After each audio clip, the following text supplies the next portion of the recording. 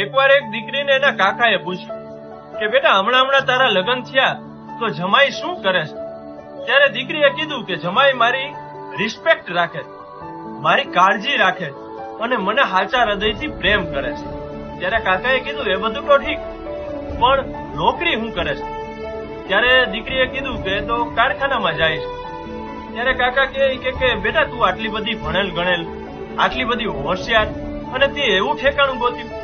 ત્યારે દીકરીએ બહુ સરસ જવાબ આપ્યો કે કાકા, વરમાંથી ઘર બને, ક્યારેય ઘરમાંથી છે ને વર ન બને.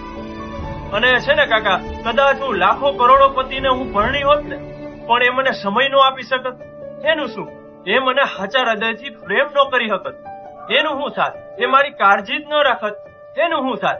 પણ કાકા, આ સાંજે ઘરે આવે ને તો અમે ટાઢો રોટલો એક થાળીમાંથી ખાઈએ, અને ઈ ટાઢક છે ને કાકા, એસી વાળા